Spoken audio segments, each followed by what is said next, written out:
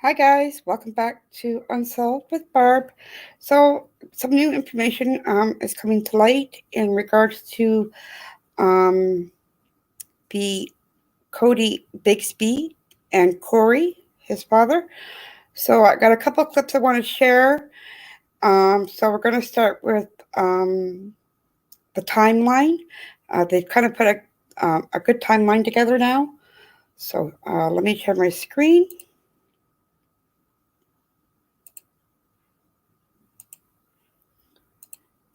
Okay, so while I'm sharing my screen, I will not be able to see chat. So, all right. Let me get my cell phone up and then maybe I can watch chat from there. All right. Okay, we're going to start. It's just a 2-minute clip. Welcome back. Today we are getting new details about the search efforts for Codi Bigsby. And News 3 reporter Penny Commit details the timeline of Codi's disappearance. We're going on day 5 in the search to find little Codi Bigsby, a milestone. And Hampton police say that they're still hoping to find Codi alive. But with each passing day, that becomes more and more difficult. So let me bring you up to speed on how we got here. The story starts back in December of last year, on the 13th. Court documents show Codi Bigsby admitted to leaving his 4 children, all under the age of 5, home alone for hours. Those documents also show he did the same thing on January 25th. Then this past Monday, January 31st, is when he reported Codi missing at 9 in the morning. Corey said his son had been missing since 2 a.m.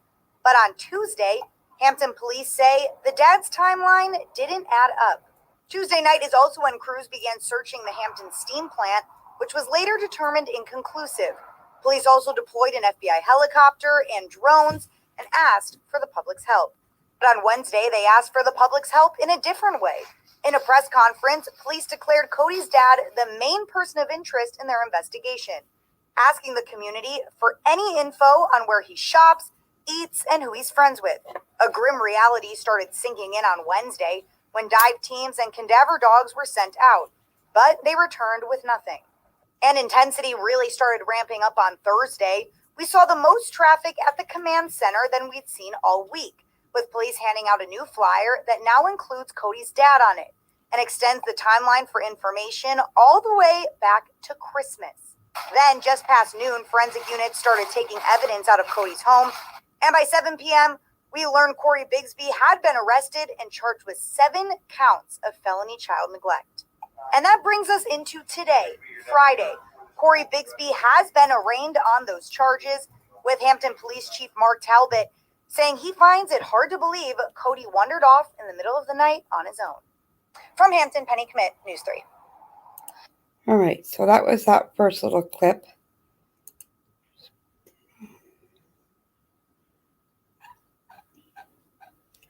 Let me just close that one out. Hi guys, thanks for coming in. Hi Dazed and Confused, April. Looks like we gotta delete him, block him. Okay, all right.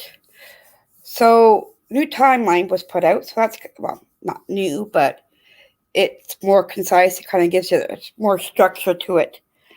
So the next little clip, I want to show you. I just kind of glanced over it. Let me just pull that up. Okay, so I did that one. Oh yes, it was the court appearance, his arraignment. All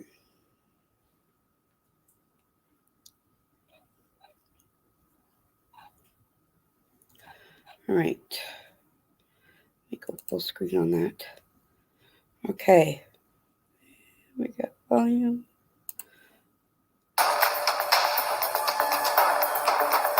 Now this was from this morning. 13 News Now at noon is back. It's just we a are recap. following the latest in the investigation into missing 4-year-old Codi Bigsby. Just before noon, Hampton police gave their latest update in the search for the little boy. Let's toss things over to Dan Kennedy now. So, Dan, what do we know so far? Well, Ashley, we're seeing new details in this case every day. Parts of the investigation that you need to know about here. Of course, 4-year-old Codi was reported missing at 9 Monday morning by his father, Corey, who's becoming a key character in all this. Now, when police started investigating the 4-year-old's disappearance, they said that Corey's timeline was not adding up. So then that led police to describe Codi Bigsby as a person of interest on Wednesday. Important to note here, Bigsby had been at police headquarters voluntarily all week answering questions, and we just heard from the police chief not too long ago saying he was aware of his rights and never asked for an attorney. Now, as part of this investigation, Hampton Police... Okay, so I want you guys to hear that. He said that he was aware of his rights and never asked for an attorney. Okay, mind you, Corey has been at the police station since the day he reported him. So whether he's sleeping in a cell and they won't let him go home because they still want to question him, I don't know. Police started ramping up searches, and we're not just talking about on the ground. We're talking about by air, by water, and they also needed background info on Codi Bigsby. And they asked the public to come forward with any of that information. So Corey confessed to leaving his children alone on 2 separate occasions, and that led police to arrest him last night on 7 felony child neglect charges. He made this virtual court appearance this morning. And Casey Baylor is joining us live now. So, Casey, what have we learned about these charges that he is facing, not necessarily in regards to the son's disappearance? Right, Dan, you mentioned those 2 instances in which Corey is accused of leaving his children alone. These court documents show that those 2 instances happened within the last 2 months, one recently within the last week. Now, it also states police interviewed Codi Bigsby the day he reported his son, 4-year-old Codi Bigsby, missing.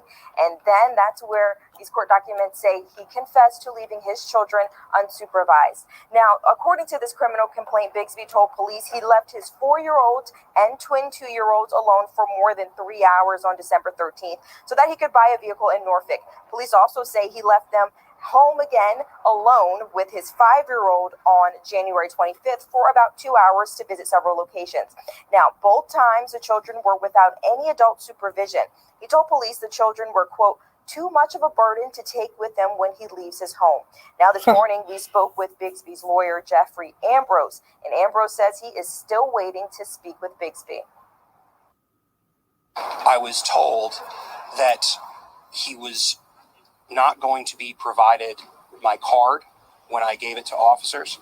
I was advised that he would not be told that counsel was present to speak with him, and he would not be told that an attorney had been retained by his family on his behalf. yeah, Ambrose true. also told us he plans April. to sit down with Bigsby this afternoon. Now, Bigsby is expected to appear in court again on Tuesday. We're live in Hampton. I'm Casey Baylor for 13 News Now. Okay, Casey, thank you. And not too long ago, Hampton Police Chief Mark Talbot provided an update on the investigation into Codi's disappearance. Allison Basil Again, this is from this morning and this afternoon, I do believe. Ashley, Chief Mark Talbot tells us this is easily one of the most comprehensive investigations that he has ever been a part of, and he tells us the investigation will only get more intense from this point. Now, yesterday, he says police arrested Codi Bigsby, Codi's father, and charged him with 7 counts of felony child neglect. And like Casey mentioned, those incidents do not pertain to the search for Codi. Chief Talbot says police became more and more concerned and lose a little bit of hope each day that passes without a sign of Codi. Corey's attorney, Jeffrey Ambrose, tells me and Casey that police He goes denied to him the bond chance to court see Corey on Tuesday. To see Corey Thursday afternoon, and once his family retained Ambrose as an attorney.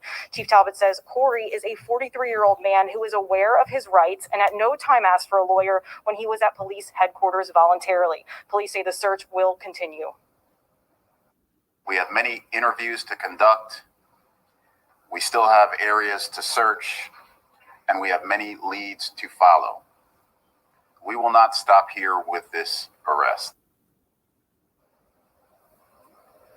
And Chief Talbot also tells us that all the partner agencies that are helping them out are going to stay on and have agreed to keep looking for Codi. For now, live in Hampton, Allison Basil, 13 News Now. Allison, thanks. Yesterday, forensic teams with the Hampton Police Division entered the apartment where Codi Bigsby lived with his father and siblings. Police spokesperson said this is just part of the overall investigation. Now, police say they're exhausting all resources as the search for Codi continues into day 5. Hampton police called Suffolk for backup yesterday to help better communications while out in the field. Investigators are focusing their efforts at the Buckrow Point apartments where Codi and his father live. Now, the search radius spans about a mile from their home. We're keeping a close eye on new developments. We'll let you know the moment we learn more. You can also get updates. All right, let me close that out. So that was that one, and I thought there was. Did the first video show the court documents? I think it did. I haven't been able to find them myself to show. I'm gonna have to do more digging. Let me just close that out. Now, this is for fair use. The my disclaimer. My next video, especially, is from a lady on Facebook. That she does lives. Her name is Rhonda Young. Go check out her videos. She's got some good videos on Facebook. I don't know if she has a YouTube channel or not, but I will put her link in my description box when we're done with the interview. The whole interview itself, I am not showing the whole interview, is I think like almost 50 minutes or more. I'm only showing about a 10-minute little bit of a interview of the sister speaking. So this is going to be, her name is, I hope I pronounced it right, Tandalia, and it is Corey's sister. And she is talking to this lady, Rhonda. So I'll go ahead and we'll cue that up.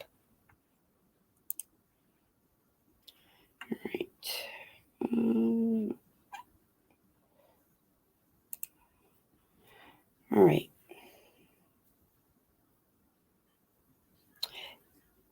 I hope they keep him too. Yes, hashtag bring Codi home. All right. So here we go. Thank you for your time. Thank you for being. I'm praying for your nephew, and I'm praying for your brother as well. I appreciate it. And at the end of the day, everybody has rights, and this Virginia Hampton courts need to follow the law. They do. Everybody has.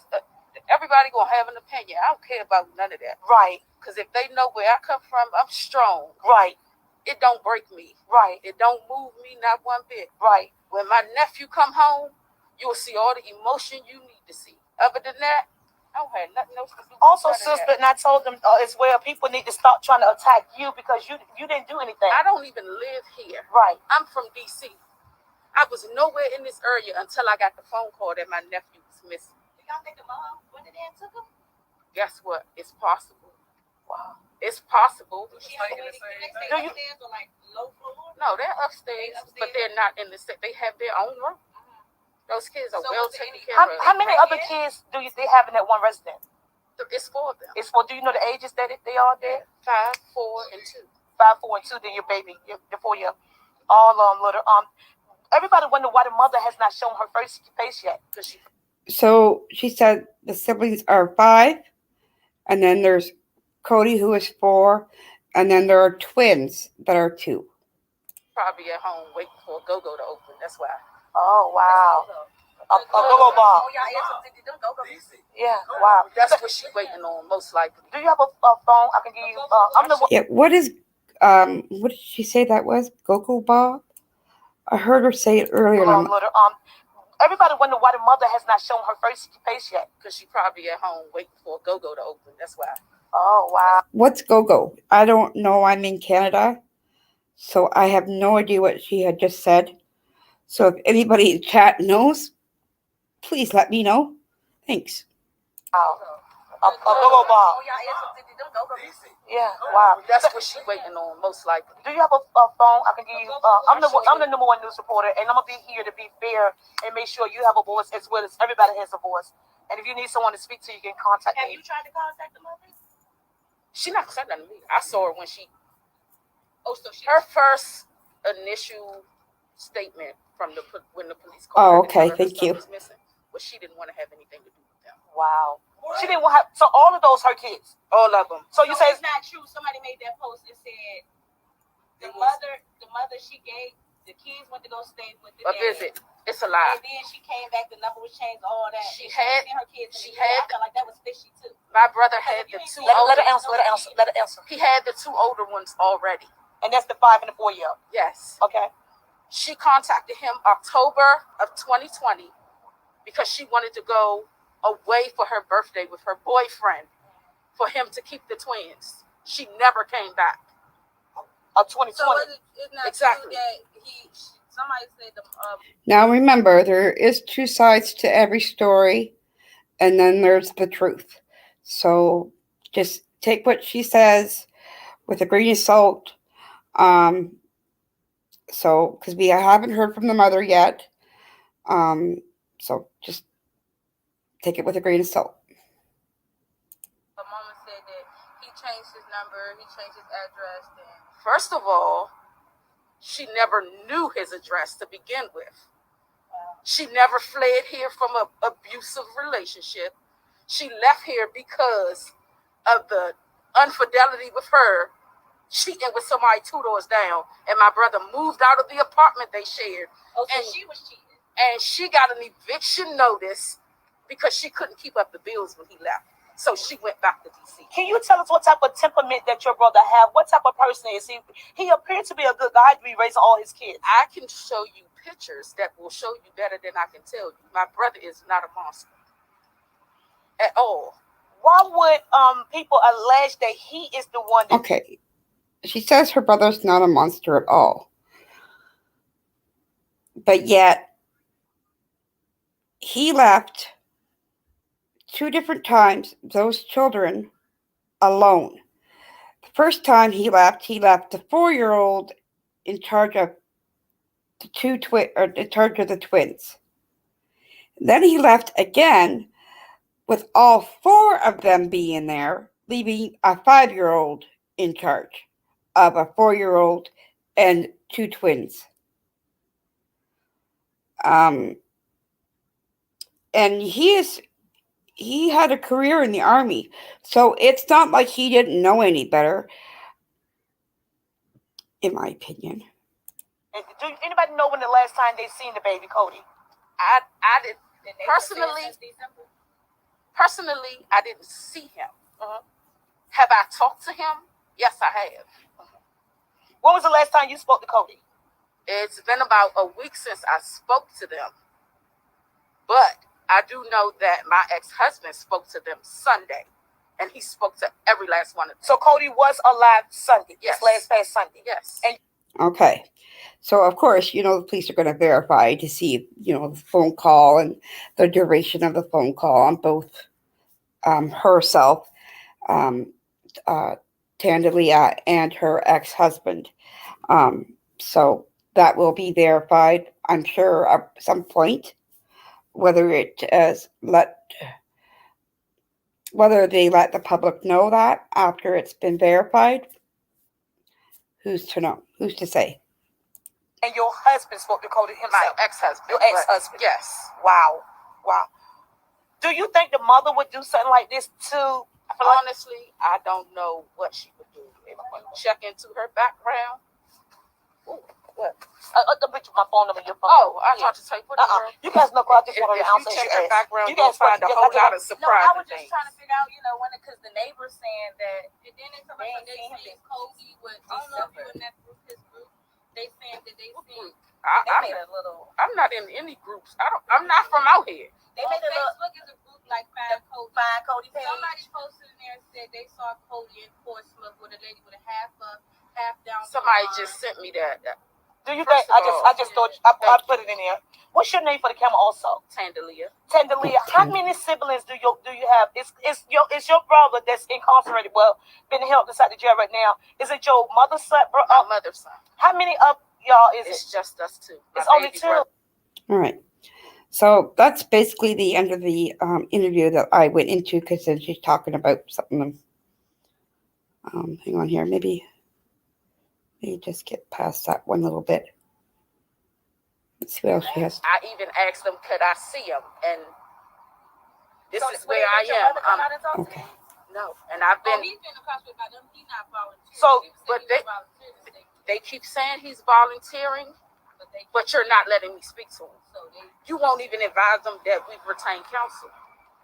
So how is he volunteering? But you're not charging him with anything. So did you hear out your own mouth that Hampton Police refused to allow him to know that he do have legal counsel out here? Yes, I do. And they kept telling him to refer to the U.S. attorney, and that's where they went. All right. Are you going right now? I'm not. Okay. Because I'm not going to be able to go in. But that's where the attorneys are gone. All right. Thank you so much. My brother is not refusing counsel. They aren't telling him that he had counsel. And I wonder why, if he's here and he's not under arrest, Exactly. he's here willingly on his own, and his sister. So you got the same questions and his I had. sister is here to see him, and they won't let him see him. So Yeah. So I didn't understand that either. I mean, if you're there voluntarily, normally you're there for, say, maybe 8, maybe 12 hours, and then they're going to let you go, and then they're going to ask you to come back.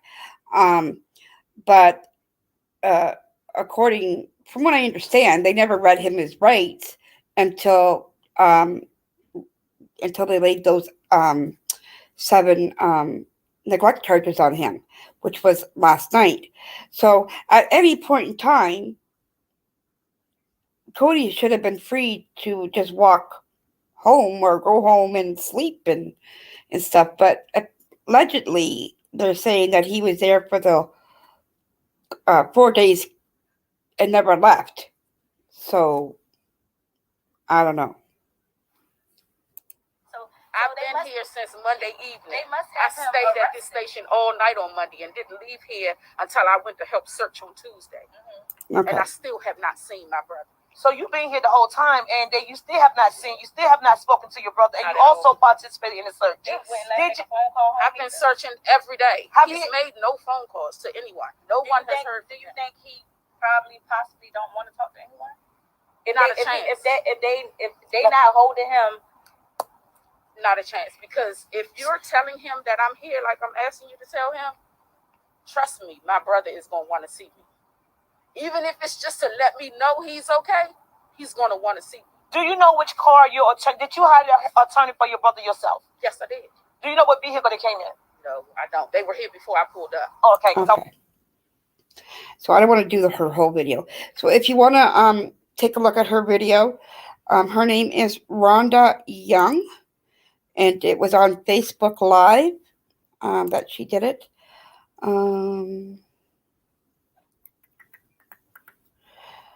I'll try to see if it doesn't skip a name. So yeah, Rhonda Young reporting live. So go check the entire video if you like. It's pretty interesting. What else do we have? Let me just close my screen for a second. Okay. So now I'm going to kind of give a poll. So give me a 1 in the chat if you think Codi is with maybe his mom or someone from his mom's side. And a 2 if you don't know, or a 3 if you're not sure. I know we don't have hardly any information yet, but I just kind of want to get a kind of a ballpark what you guys think. But all right, so I don't know. Has anybody, excuse me, found out who Codi's biological mom's name is? I'm just seeing, see if I can find it here. I know at one point they weren't releasing her name. I really don't want to go to Facebook because Facebook is a fake book. You know, on the groups and stuff, it's kind of hard to really take what they say for a grain of salt as well. I mean, so Let me see what they have here, if there's anything really posted.